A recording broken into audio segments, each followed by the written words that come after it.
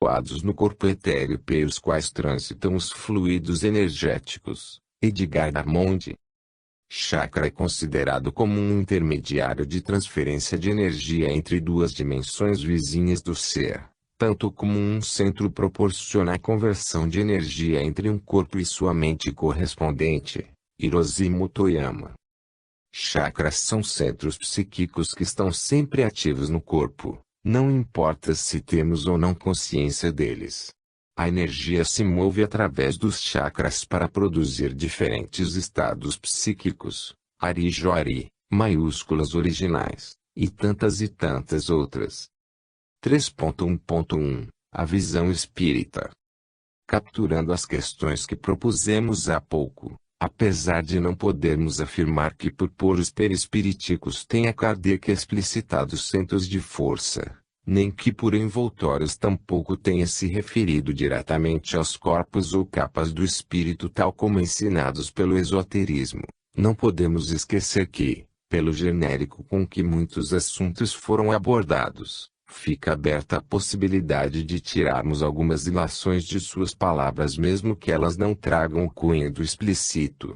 Isto, contudo, não pode ser argumento para se importar ou se impor qualquer teoria ou hipótese ao corpo doutrinário. Vale para que busquemos raciocínios, informações e, inclusive, crivemos coisas universalmente conhecidas e estudadas por doutrinas espiritualistas, pela ótica sempre avançada e firme do espiritismo. Tendo partido de constatação como esta, foi que, alguns espíritos da maior credibilidade e autores com insuspeita isenção de ânimos e apurados sentidos críticos e analíticos, houveram por bem trazer à doutrina espírita tão ricos e profícuos estudos. Por eles, constatamos que os centros de força não constituem parte intrínseca da estrutura do espírito, pois são instrumentos desenvolvidos no corpo espiritual com o fim de realizar as adequações devidas entre os aspectos exteriores e interiores da realidade espiritual do ser imortal. Nosso confrade Jorge André esclarece bem o assunto. Vários estudos têm mostrado a existência, no perispírito, de discos energéticos, chakras, como verdadeiros controladores das correntes de energias, centrífugas, do espírito para a matéria, ou centrípetas, da matéria para o espírito, que aí se instalam como manifestações da própria vida. Esses discos energéticos comandariam, com as suas superfunções, as diversas zonas nervosas e de modo particular o sistema neurovegetativo, convidando, através dos genes e código genético, ao trabalho ajustado e bem ordenado da arquitetura neuroendócrina. Como não desconhecem, diz o espírito Clarencio Traço, o nosso corpo de matéria rarefeita está intimamente regido por 7 centros de força, que se conjugam nas ramificações dos plexos que, vibrando em sintonia uns com os outros, ao influxo do poder diretriz da mente, estabelecem, para nosso uso, um veículo de células elétricas, que podemos definir como sendo um campo eletromagnético, no qual o pensamento vibra em circuito fechado. E completa, nossa posição mental determina o peso específico do nosso envoltório espiritual e, consequentemente, o habitat que lhe compete. Mero problema de padrão vibratório, acrescentando mais adiante, tal seja a viciação do pensamento, tal será a desarmonia no centro de força, que reage em nosso corpo a essa ou aquela classe de influxos mentais. Para estabelecer, em definitivo, o assunto, segundo a ótica espírita, deixamos com Clarencio e André Luiz a palavra, na qual poderemos constatar o caráter sempre voltado para a moralidade com que ela, a doutrina, se posiciona. Cada centro de força, ponderou André Luiz, exigirá absoluta harmonia, perante as leis divinas que nos regem, a fim de que possamos ascender no rumo do perfeito equilíbrio. Sim, confirmou Clarencio Traço, nossos deslizes de ordem moral estabelecem a condensação de fluidos inferiores de natureza gravitante, no campo eletromagnético de nossa organização, compelindo-nos a natural cativeiro em derredor das vidas começantes às quais nos imantamos. 3.1.2 A visão esoterista.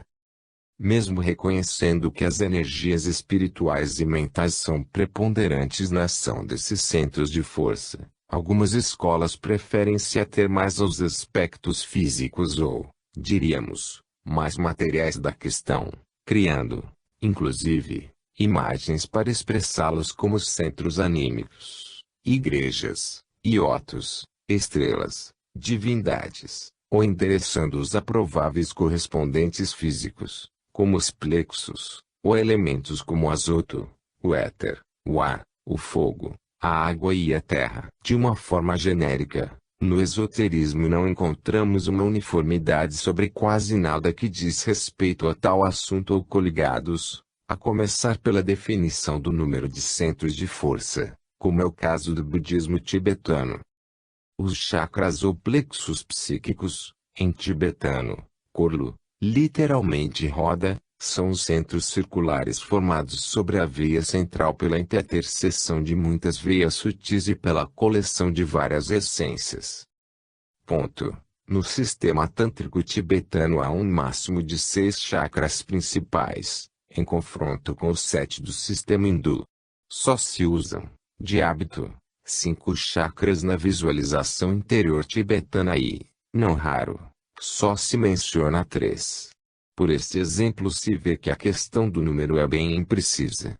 Portanto, não iremos nos fixar no caráter absoluto que alguns autores querem dar às suas hipóteses, mas apenas aventaremos alguns pontos para conformar com nossas necessidades de entendimento e comparação. O estudo dos chakras, assim como do perispírito, remonta a uma antiguidade muito distante. Por ter sido transmitido quase sempre de forma iniciática muito privada, esteve restrito durante milênios e limitados ao Oriente. Entre mentes, ao contrário do que imaginava quem acreditava estivesse tal assunto, por assim tratado, isento de desvios e universalidade, ocorreu exatamente o contrário. O assunto ganhou as ruas, muitos adaptaram entendimentos. Alguns impuseram ilações próprias e que é comum se encontrar, em qualquer livraria, literatura sobre o assunto. Contudo, é desnorteante o fato de não haver uma concordância entre os diversos autores sobre coisas, inclusive, consideradas básicas.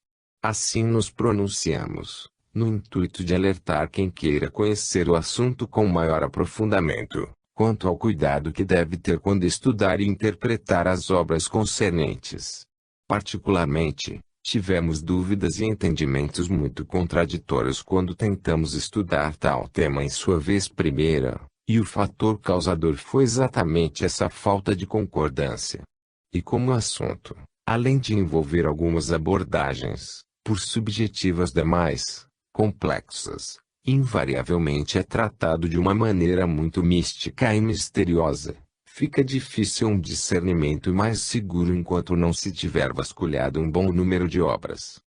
A visão esoterista dos chakras, portanto, não poderia, nem conviria, ser resumida neste espaço, pois se assim fizéssemos criaríamos um emaranhado de conjugações de termos e valores que só traria mais problemas que soluções. Por isso, para quem queira proceder um aprofundamento na área, recomendamos sejam buscadas muitas obras, lidas todas mas tendo-se em mente, sempre, a recomendação paulina de que leiamos tudo, retendo apenas o que for bom. Neste campo, mais que em outros, todo cuidado é pouco. 3.2 Sua classificação. Busquemos a palavra do Espírito Clarencio a respeito. Analisando a fisiologia do perispírito, classifiquemos os seus centros de força, aproveitando a lembrança das regiões mais importantes do corpo terrestre. Temos, assim, por expressão máxima do veículo que nos serve presentemente, o centro coronário que, na Terra, é considerado pela filosofia hindu como sendo o lótus de 1000 pétalas, por ser o mais significativo em razão do seu alto potencial de radiações, de vez que nele assenta a ligação com a mente, fulgurante sede da consciência. Logo após, anotamos o centro cerebral, contíguo ao centro coronário. Em seguida, temos o centro laríngeo. Logo após, identificamos o centro cardíaco. Prosseguindo em nossas observações, assinalamos o centro esplênico. Continuando, identificamos o centro gástrico, e, por fim, temos o centro genésico. Ponto. Tudo é trabalho da mente no espaço e no tempo, a valer-se de milhares de formas, a fim de purificar-se e santificar-se para a glória divina. 3.3 Sua localização. Uma coisa podemos ter como certa: os centros de força têm seus correspondentes, não confundir com suas identidades, no corpo orgânico. Partindo daí podemos fazer uma localização geográfica, correspondendo-os aos plexos com que se relacionam, desde que atentemos para o fato de que os centros de força em si não se acham encerrados no corpo físico, mas no perispírito, pelo que eles podem se encontrar, como são registrados pelos estudos da aura, externos ao corpo orgânico, ainda que se afunilem em direção àquele. E quando dizemos se afunilem, o dizemos de forma literal, pois as informações existentes sobre a forma dos centros de força são concordes em todas as escolas, ou seja, são como funis que giram num determinado sentido, formando mini-furacões, mini-redemoinhos, com a boca desses funis direcionada ao espaço etérico, vide figuras 2.a e 2.b. Dessa forma teríamos centro de força, coronário, plexo correspondente, coronário, localização, alto da cabeça. Centro de força, frontal, plexo correspondente, frontal, carótico, localização, fronte, lobo frontal. Centro de força, laríngeo, plexo correspondente, laríngeo, faríngeo, localização, na garganta. Centro de força, cardíaco, plexo correspondente, cardíaco, localização, sobre o coração. Centro de força, gástrico, solar, plexo correspondente, gástrico, solar, localização, sobre o estômago. Centro de força, esplênico, plexo correspondente, esplênico, mesentérico, localização, sobre o baço. Centro de força, genésio, básico, plexo correspondente, coxígeo, hipogástrico, localização, sobre o baixo ventre. Como já vimos acima, o confrade Jorge André preferiu chamar os chakras de discos energéticos, relacionando-os ao perispírito, psicossoma. Assim se expressa ele, a zona mais externa do psicossoma, onde se expressam os discos energéticos, é a mais rica de vibrações e colorido, variando de um para outro disco, na dependência da importância fisiológica de que estão investidos.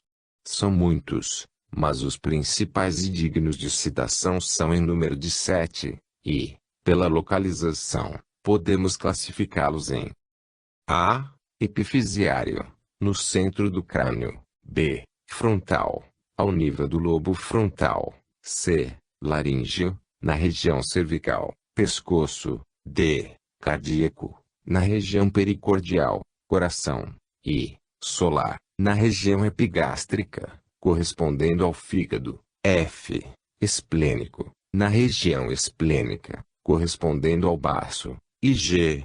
Hipogástrico ou genésico, na região hipogástrica, correspondendo à bexiga. 3.4 Suas funções.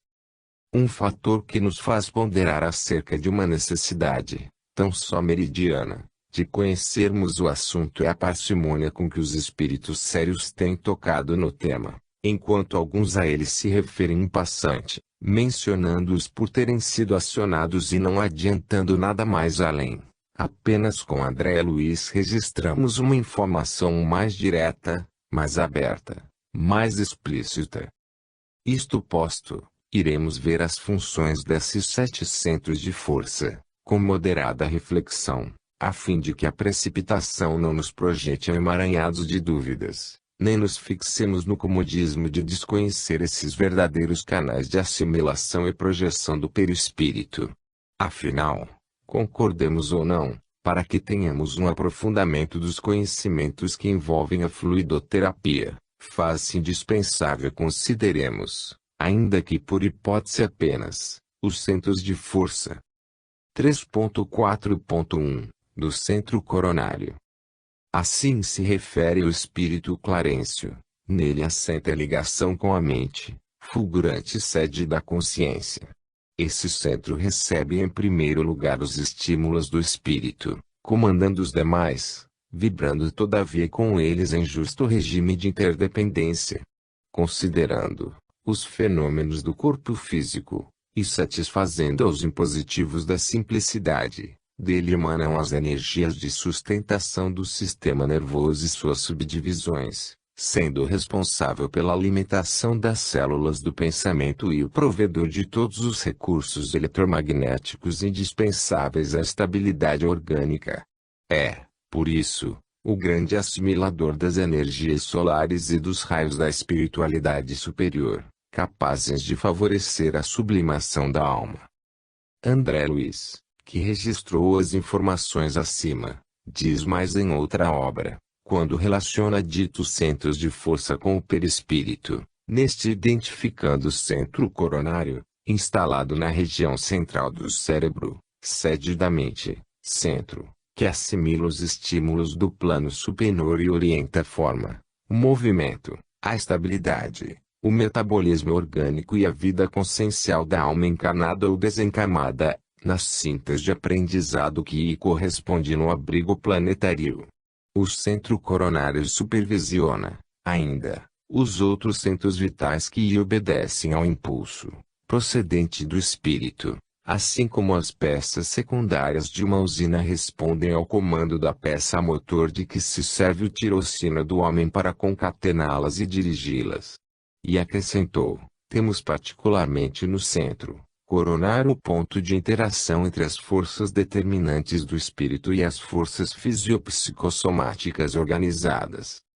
Dele parte, desse modo, a corrente de estímulos espirituais com ação difusiva sobre a matéria mental que o envolve, transmitindo aos demais centros da alma os reflexos vivos de nossos sentimentos, ideias e ações, tanto quanto esses mesmos centros, interdependentes entre si, imprimem semelhantes reflexos nos órgãos e demais implementos de nossa constituição particular, plasmando em nós próprios os efeitos agradáveis ou desagradáveis de nossa influência e conduta.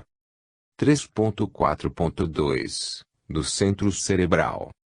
Continuemos com a palavra de Clarencio. Anotamos o centro cerebral, contíguo ao centro coronário, que ordena as percepções de variada espécie. Percepções essas que, na vestimenta carnal, constituem a visão, a audição, o tato e a vasta rede de processos da inteligência que dizem respeito à palavra, à cultura, à arte, ao saber. É no centro cerebral que possuímos o comando do núcleo endócrino, referente aos poderes psíquicos. André Luiz novamente acrescenta mais algum detalhe, desses centros secundários, entrelaçados no psicossoma, e, consequentemente, no corpo físico, por redes plexiformes, destacamos o centro cerebral contíguo ao coronário, com influência decisiva sobre os demais, governando o córtex encefálico na sustentação dos sentidos, marcando a atividade das glândulas endócrinas e administrando o sistema nervoso, em toda a sua organização, coordenação, atividade e mecanismo, desde os neurônios sensitivos até as células efetoras. Pela exposição das funções desses dois primeiros centros de força, onde a espiritualidade já consigna o primeiro título de centro principal e, ao segundo, o de mais importante dos secundários, podemos, clara e linearmente, perceber a importância maior dos que estão acima sobre os que lhes são subsequentes, na disposição geográfica do corpo humano. Isto é valioso ser registrado, pois, Estes dois centros de força têm excepcional importância não apenas na vida física, como na psíquica e na espiritual propriamente dita. Registre-se, portanto, o valor que é dado à sequência alto para baixo, partes superiores a partes inferiores, cabeça aos pés, etc. Esta sequência, a nível de grau de importância, não é privativa dos espíritos nem dos espíritas. Ela é comum a todas as filosofias e escolas que estudam os chakras, apesar de várias delas, na hora da prática, esquecerem este pequeno detalhe.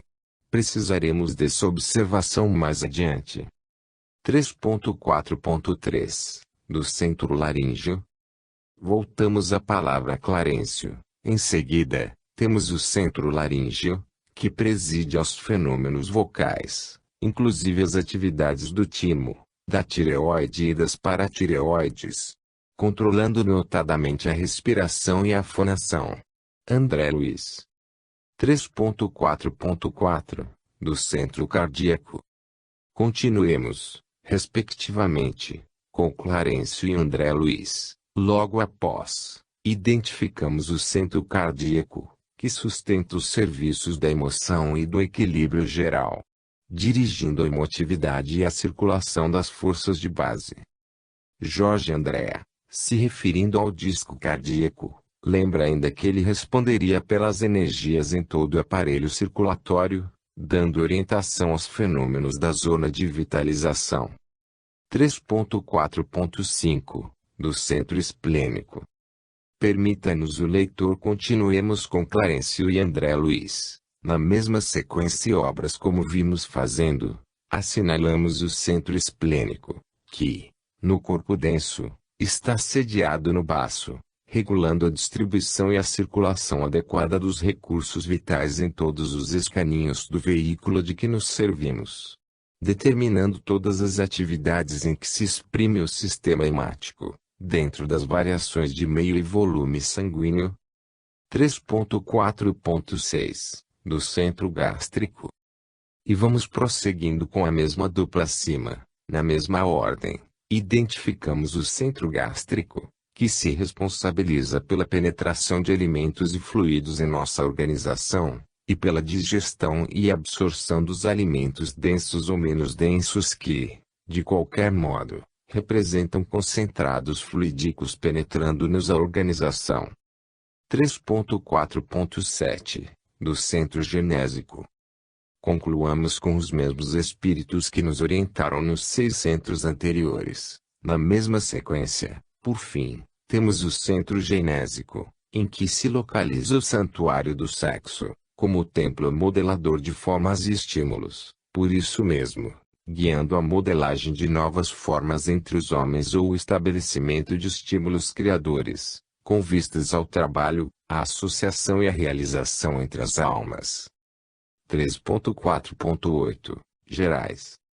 Já tivemos oportunidade de registrar que o espírito André Luiz também titulou os centros de força como centros vitais. Eis, então, sua visão mais generalizada dos mesmos. São os centros vitais fulcros energéticos que, sob a direção automática da alma, imprimem às células a especialização extrema, pela qual o homem possui no corpo denso, e detemos, no corpo espiritual em recursos equivalentes, as células que produzem fosfato e carbonato de cálcio para a construção dos ossos, as que se distendem para a recobertura do intestino, as que desempenham complexas funções químicas no fígado, as que se transformam em filtros do sangue na intimidade dos rins e outras tantas que se ocupam do fabrico de substâncias indispensáveis à conservação e defesa da vida nas glândulas, nos tecidos e nos órgãos que nos constituem no cosmo vivo de manifestação. Mas ele não parou por aí. Os centros vitais são também exteriorizáveis, quando a criatura se encontra no campo da encarnação, fenômeno esse a que atendem habitualmente os médicos e enfermeiros desencarnados, durante o sono vulgar, no auxílio a doentes físicos de todas as latitudes na Terra, plasmando renovações e transformações no comportamento celular, mediante intervenções no corpo espiritual, segundo a lei do merecimento, Recursos esses que se popularizarão na medicina terrestre do grande futuro. No prosseguimento, André Luiz nos fala desses centros no indivíduo que desencarna, os quais, como resultante no perispírito, sofrem variações, segundo o equilíbrio emotivo e o avanço cultural daqueles que o governam, apresentando transformações fundamentais, principalmente no centro gástrico, pela diferenciação dos alimentos de que se provê, e no centro genésico, quando há sublimação do amor, na comunhão das almas que se reúnem no matrimônio divino das próprias forças, gerando novas fórmulas de aperfeiçoamento e progresso para o reino do espírito. Assim encontramos André Luiz, com sua visão espiritual, fazendo verdadeira precognição quanto ao futuro da ciência médica, quando do encontro desta com as realidades do perispírito e dos centros de força, não por extensão de um materialismo que se torna, a cada dia, mais filosófico e metafísico, mas pela evidência irrefutável do impalpável, consói acontece as ondas de uma emissora de rádio, que se tornará captável, não apenas pelos sentidos psíquicos e mediúnicos, porém pela parafernália eletrônica que se avizinha do nosso cotidiano comum, de forma irreversível, avassaladora. Neste campo específico, a obra Teoria dos Chakras de Hiroshi Motoyama já apresenta, ao final, toda uma maquinaria eletrônica por ele utilizada para medir campos e pontos energéticos do corpo humano e, segundo ele, astral também. Dito autor, hoje, é ovacionado por muitos cientistas de várias partes do mundo pelo cunho muito sério que vem dando às suas pesquisas. 3.4.9 Exemplos de passes nos centros de força.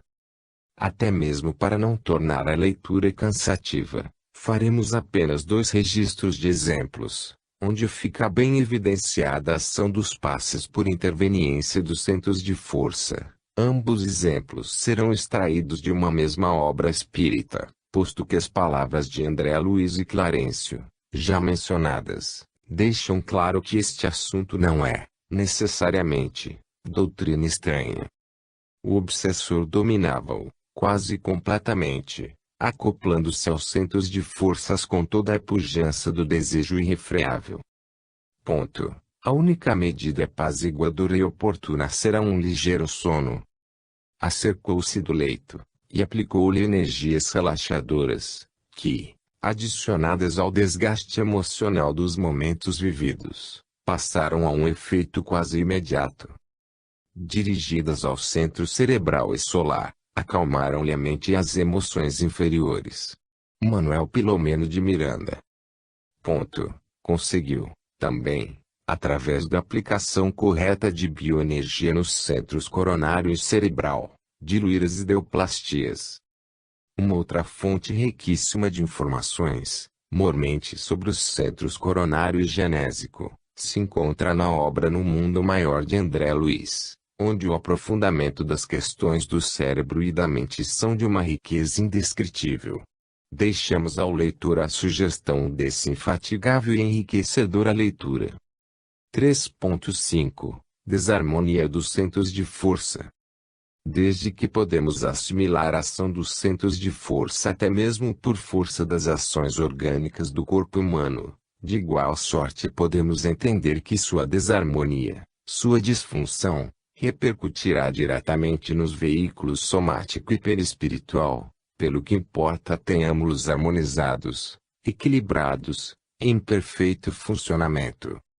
Já observamos que nossa condução mental influi, direta e decisivamente, em nosso hálito fluídico, e este, por sua vez, impressiona nosso corpo espiritual, se equilibrado e harmônico, transubstância defeitos em virtudes, mazelas físicas em saúde pela substituição osmótica ou indireta das moléculas desarmonizadas ou doentes por moléculas sãs, sem desequilíbrio, transmite deficiências, marcas e doenças, a maior ou menor prazo, com mais forte ou mais brando efeito, sob ação temporal ou com reflexos crônicos.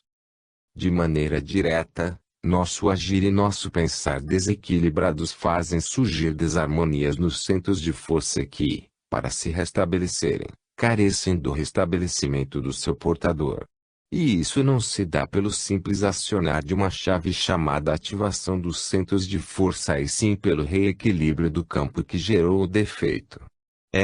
Disso todos temos plena convicção. Não será um simples passe que resolverá, nem mesmo uma oração balbuciada pelo reflexo condicionado apenas de se juntar palavras. São os passes e a prece veículos intercessórios, medicamentos reparativos complementares, que, embora dos mais úteis e, diríamos, indispensáveis, não são a base real do reequilíbrio e da reharmonização dos centros de força, a qual se estriba na reforma moral, pelo carregar a própria cruz, sem blasfêmias, sem alvoroços, sem temeridade. Reharmonizar os centros de força, portanto, é reformar-se moralmente, agindo de maneira cristã em todos os momentos da vida. Mas, como isso não é comum às nossas ampliadas comodidades, a nós, falíveis espíritos devedores, nos cabe exercitar por possuí-las pelo perdão, pela fraternidade e pela compreensão, ajudando, socorrendo e, sobretudo, orando por nosso próximo. Dessa forma vibraremos em ondas de mais elevado teor moral, fazendo valer nosso centro coronário como captador das boas energias espirituais para distribuir o equilíbrio devido aos demais centros, assim espiritualizando nossa matéria, como nos propôs Emmanuel na nota que abriu nosso capítulo. 3.6 A Kundalini. Apenas para não deixar de mencionar, registramos este item, posto que vários autores fazem referência a tal tema, alguns chegando mesmo a sugerir o despertar da Kundalini nas práticas espíritas. O nível de desinformação e desencontro que envolve o assunto, entretanto, é tão grave que não recomendamos esse despertar. Para se ter uma ideia, enquanto alguns afirmam que a Kundalini provém do centro da Terra, outros dizem que ela se assenta e se origina no centro básico do homem, enquanto outros garantem que ela é uma das energias vindas do Sol. Por outro lado, em existindo essa força, essa energia excessivamente imaterial, venha de onde vier, parta de onde partir, pois, pela maioria que a estuda e a propaga, é ela classificada como violenta, materializante, bruta, ígnea e profundamente ligada à parte mais triste da sexualidade. Isso, cremos, já bastaria para convirmos que não é de boa medida sua busca, seu desenvolvimento, muito menos utilizá-la para acionar, rodar ou ativar os centros de força, pelo menos como alguns vêm ensinando. Antes de tudo, temos uma visão espírita, baseada no Evangelho de Jesus, que nos recomenda valorizemos nossa elevação pela reforma moral, pelo esforço em corrigir os próprios defeitos, pela prática do bem sem segundas intenções, além de buscarmos forças nos planos espirituais através da prece sentida e sincera, pois, nosso progresso se dá pela ação efetiva do amor, trabalho e renúncia e não por meros exercícios de concentração, meditação e reclusão. Por isso, não julgamos seja uma atitude de bom senso querer fazer com que essa força seja substituta das energias espirituais mais elevadas no papel de reharmonização dos centros de força, nem mesmo das energias solares. Eis porque não aceitamos como de boa medida o chamado despertar da Kundalini, que vem a se confundir, em claro português, com um trânsito de energias densas e restringentes por nosso corpo, via maior adensamento do duplo etérico, ativando, de baixo para cima, nossos centros de força. Queremos ativar chakras. Busquemos o Evangelho. Queremos renovar energias. Cumpramos o Evangelho.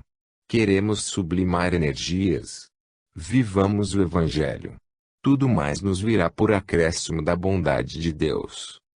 Nem todos os homens são sensíveis à ação magnética, e, entre os que o são, pode haver maior ou menor receptividade, o que depende de diversas condições, umas que dizem respeito ao magnetizador e outras ao próprio magnetizado, além de circunstâncias ocasionais oriundas de diversos fatores. Michaelis. Antes que iniciemos o estudo do quem é quem propriamente dito, analisemos três fatores de alta relevância para o entendimento e a consecução do passe. Capítulo 5. Quem é quem no passe? Nem todos os homens são sensíveis à ação magnética, e, entre os que o são, pode haver maior ou menor receptividade, o que depende de diversas condições, umas que dizem respeito ao magnetizador e outras ao próprio magnetizado, além de circunstâncias ocasionais oriundas de diversos fatores. Michaelis. Antes que iniciemos o estudo do quem é quem propriamente dito, analisemos três fatores de alta relevância para o entendimento e a consecução do passe. 1.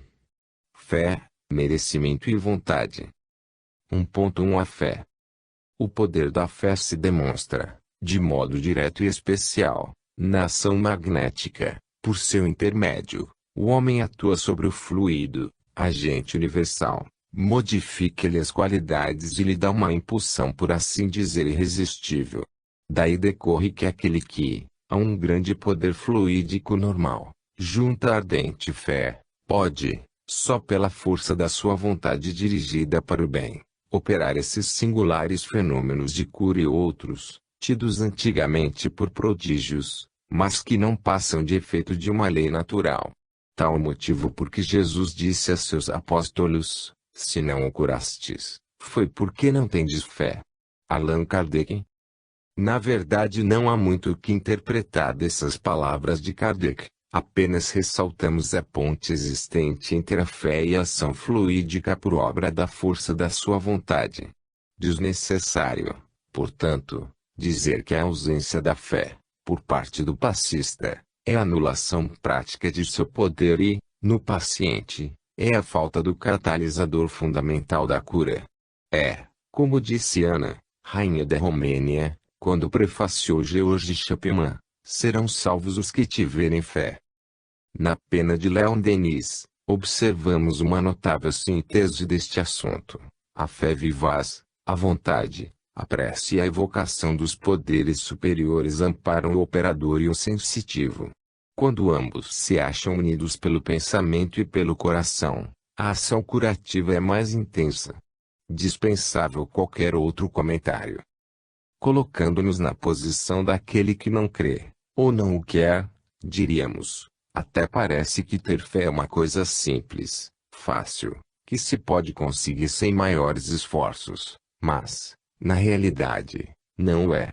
Considerando determinados padrões de relatividade, não podemos dizer que ter fé seja fácil ou difícil, mas, sem dúvida, é adquirível. Afinal, conforme Kardec, entende-se como fé confiança que se tem na realização de uma coisa, a certeza de atingir determinado fim. Ela é uma espécie de lucidez. Entretanto, cumpre não confundir a fé com a presunção. A verdadeira fé se conjuga à humildade, ao que reforça as palavras de Chico Xavier, ensinando-nos como consegui-la. A conquista da fé, a nosso ver, se faz menos penosa, quando resolvemos ser fiéis, por nós mesmos, às disciplinas decorrentes dos compromissos que assumimos. Fé, portanto, é ação. É a confiança operando.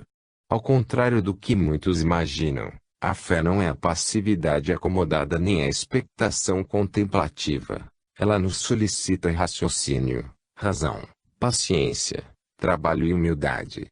Daí nos preocuparmos com os esclarecimentos que devem ser dados aos pacientes e aos espíritas em geral, a fim de, compreendendo a maneira como se dão as curas, possamos usar a razão, que nos fará rejeitar os absurdos, com a paciência humilde do Pai Nosso, seja feita a vossa vontade, e não necessariamente a nossa, confiantes de que nossas dores de hoje, se bem suportadas, transformar-se-ão nas glórias de amanhã. A fé, contudo, não é artigo apenas dos religiosos. Sayonara, como outros magnetizadores de todos os tempos, lhe faz referência. Eis um exemplo. Se o agente sabe como extrair de si o biocampo, o biochoque, duvidar da capacidade de projetar do seu interior esse algo, ele nada conseguirá. Ponto. É imprescindível confiança inabalável em si próprio, nas próprias forças, na própria vontade, na própria capacidade. De fato, só a fé é capaz de mover montanhas. Enaltecendo a fé através do pensamento e da vontade firme na execução de uma ação, Michaelis reforça que a vontade por si só não terá a virtude de tornar eficiente a ação magnética, se não for acompanhada de um outro elemento, a confiança, lembrando, ainda, que o elemento confiança há de surgir necessária e logicamente da nossa fé e do auxílio que sempre recebemos do alto. Até mesmo como um alento a quem esteja desesperado, por qualquer que seja o motivo, lembramos as palavras de José, Espírito protetor, quando, discorrendo sobre a fé, mãe da esperança e da caridade, nos convida, esclarecendo: crede e esperai sem desfalecimento. Os milagres são obras da fé. Portanto, para quem recebe e para quem doa passe, a fé há de ser o luzeiro que descortinará o horizonte promissor da cura, material, moral e espiritual. 1.2. O merecimento. Para se entender o merecimento em maior profundidade faz-se necessário recorrer-se à teoria reencarnacionista. Como esse tema, por si só, comporta muitos volumes e não é nosso objetivo precípuo aqui pormenorizá-lo, limitar-nos-emos a um raciocínio de Kardec, simples e por demais objetivo, o qual se não leva os descrentes a aceitar a reencarnação, pelo menos os induz a pensar e reconhecer, logicamente, que sua possibilidade é mais racional e justa que sua negação pura e simples, por virtude do axioma segundo o qual todo efeito tem uma causa, tais misérias, doenças incuráveis ou de nascença, mortes prematuras, reveses da fortuna, pobreza extrema, etc., são efeitos que hão de ter uma causa e, desde que se admita um Deus justo, essa causa também há de ser justa. Ora, há um efeito precedendo sempre a causa, se esta não se encontra na vida atual, há de ser anterior a essa vida, isto é, há de estar numa existência precedente, não podendo Deus punir alguém pelo mal que não fez. Se somos punidos, é que fizemos o mal. Se esse mal não o fizemos na presente vida, tê-lo-emos feito na outra. É uma alternativa a que ninguém pode fugir em que a lógica decide de que parte se acha a justiça de Deus. Isto colocado, afiançamos que a questão do merecimento está diretamente vinculada aos débitos do passado, tanto desta quanto de outras vidas, como aos esforços que vimos empreendendo para nos melhorarmos física, psíquica, moral e espiritualmente. Se na vida anterior sujeitamos nosso corpo a pesados e indevidos desgastes, não só o teremos comprometido como igualmente nosso perispírito terá assimilado as consequências de tais mazelas. Em decorrência, nosso órgão perispiritual transferirá ao novo corpo as deficiências localizadas, as quais, dependendo da extensão e gravidade dos delitos, se demorarão para normalizar, ensejando-nos o aprendizado da valorização das reais finalidades orgânicas.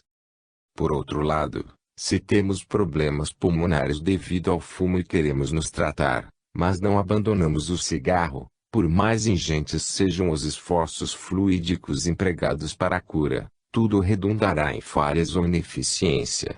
Recorde-se o caso anteriormente apresentado, item 1.2.3 deste, da assistência espiritual por apenas 10 vezes. Num outro exemplo, se queremos tratar algum problema, sobretudo se psíquico ou perispiritual, kármico, e não nos esforçamos por melhorar nosso mundo mental, nosso padrão vibratório, nosso campo psíquico, dificilmente conseguiremos atingir nosso desiderato. Situações tais, vulgarmente chamadas de ausência de merecimento, são fatores a se considerar no tratamento fluidoterápico. Como a situação da falta de merecimento está vinculada diretamente à nossa inferioridade, Poucos são os que aceitam tal explicação com tranquilidade, pois, mesmo sendo quem somos, acreditamos melhores do que na realidade o somos e, por isso mesmo, queremos driblar a espiritualidade fazendo rápidas e curtas boas ações, com isso imaginando adquirir a senha do merecimento. Mas, se é verdade que Deus não está lá em cima com um caderninho anotando tudo o que fazemos, os registros de nossos atos se dão em nossa própria consciência.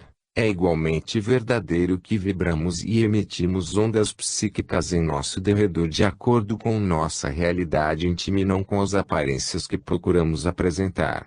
Afinal, o merecimento está estabelecido em leis de justiça e amor, vinculado tanto ao presente quanto ao passado espiritual de cada um. Como reforço, observemos algumas citações extraídas das obras de André Luiz onde vemos a importância do merecimento nos tratamentos. Em todo lugar onde haja merecimento nos que sofrem e boa vontade nos que auxiliam, podemos ministrar o benefício espiritual com relativa eficiência. Alexandre. Ao toque da energia emanente do passe, com a supervisão dos benfeitores desencarnados, o próprio enfermo, na pauta da confiança e do merecimento de que dá testemunho, emite ondas mentais características, assimilando os recursos vitais que recebe. André Luiz. No terreno das vantagens espirituais, é imprescindível que o candidato apresente uma certa atenção favorável. Essa atenção decorre da fé. Certo, não nos reportamos ao fanatismo religioso ou à cegueira da ignorância, mas sim a atitude de segurança íntima, com reverência e submissão, diante das leis divinas. Aulos. A propósito dessa tensão, o grande apóstolo do magnetismo, H. D'Urville, ao seu tratado experimental de magnetismo, nos coloca, no indivíduo são e bem equilibrado, pode-se admitir que a tensão magnética é normal. Em todos os casos, se essa tensão é aumentada, produz-se um aumento da atividade orgânica. Se, ao contrário, é diminuída, a atividade orgânica diminui e, em ambos os casos, o equilíbrio funcional se rompe. Não é sempre assim nos enfermos, porque é fácil compreender que, aumentando a tensão onde ela está diminuída e a diminuindo onde ela está muito considerável, levam-na pouco a pouco ao seu estado normal, e o conjunto das funções orgânicas retome o equilíbrio que constitui a saúde, com a condição, todavia, de que os órgãos essenciais à vida não sejam muito profundamente alterados. Tal princípio constitui a base de toda a terapêutica do magnetismo. Como bem podemos notar, nos dois casos a tensão magnética é considerada como fator de doação e receptividade fluídica. Assim sendo, reconhecendo-se que a fé exerce um poder determinante em relação a tal tensão, não há que duvidar de sua necessidade nos tratamentos fluidoterápicos. Num outro aspecto do merecimento, o médium Chico Xavier lembra, quando consultado sobre a possibilidade de alguém receber uma cura mesmo sem fé, que os espíritos aconselham um espírito de aceitação.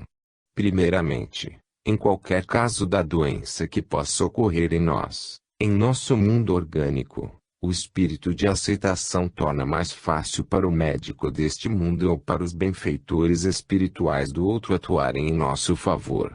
Agora, a nossa aflição ou a nossa inquietação apenas perturbam os médicos neste mundo ou no outro, dificultando a cura. Muitas vezes temos conosco determinados tipos de moléstias, que nós mesmos pedimos, antes da nossa reencarnação, para que nossos impulsos negativos ou destrutivos sejam treinados. Muitas frustrações que sofremos neste mundo são pedidas por nós mesmos, para que não venhamos a cair em falhas mais graves do que aquelas em que já caímos em outras vidas.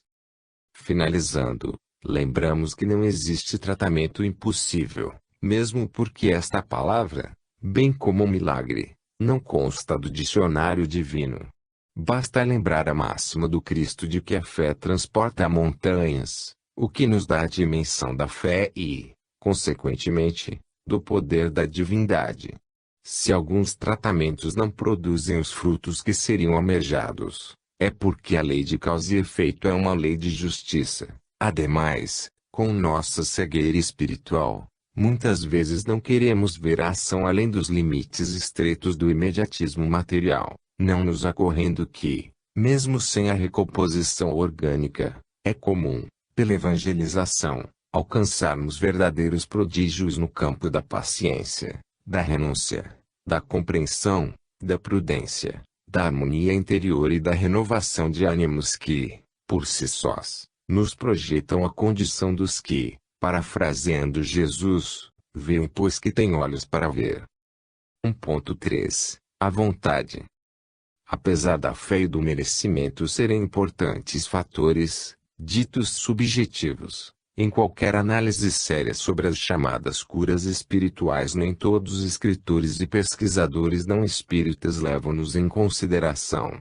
Já no tocante à vontade, encontramos unanimidade sobre seus efeitos e necessidade, em toda e qualquer escola, ainda que algumas utilizem nomes diferentes para designar tão importante agente. Iniciemos seu estudo com Kardec. Sabe-se que papel capital desempenha a vontade em todos os fenômenos do magnetismo. Porém, como se há de explicar a ação material de tão sutil agente? A vontade é atributo essencial do espírito. Com o auxílio dessa alavanca, ele atua sobre a matéria elementar e, por uma ação consecutiva, reage sobre seus compostos, cujas propriedades íntimas vêm assim a ficar transformadas. E continua, tanto quanto do espírito errante, a vontade é igualmente atributo do espírito encarnado. Daí o poder do magnetizador, poder que se sabe estar na razão direta da força de vontade. Podendo o espírito encarnado atuar sobre a matéria elementar, pode do mesmo modo mudar-lhe as propriedades, dentro de certos limites. E, na palavra dos espíritos que lhe responderam, já vimos que se magnetizas com o propósito de curar, e invocas um bom espírito, ele aumenta a tua força e a tua vontade, dirige o teu fluido e lhe dá as qualidades necessárias. A clareza e a objetividade destas palavras são irreprocháveis. Tratam desde a origem, a sede da vontade, até seu alcance, sua desenvoltura, ligando-lhe a intensidade aos sucessos magnéticos da cura. A vontade, não podendo ser confundida como uma técnica em si, é a propulsora da ação fluidoterápica por excelência, tanto a nível de emissão fluídica como de recepção. Complementariamente, os espíritos ainda nos garantem que ela pode ser aumentada por suas influências e ajudas, indiretamente confirmando-nos que, de fato, somos por eles dirigidos. Prosseguindo, busquemos uma informação originária de uma obra antiga.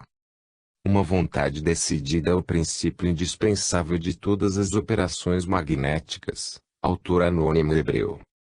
Vejamos outras citações para exemplificar. Ponto. A força posta em atividade não irradia em todos os sentidos, mas se transmite na direção que lhe assina a vontade. Albert de Rochas. Émile Coué, a maior metafísica da França, escreveu: nossas ações vêm de nossa vontade, e não de nossa imaginação. A vontade ativa representa a decidida determinação de alcançar um objetivo definido. Esta vontade e o magnetismo são inseparáveis. V. Turnbull. Ponto.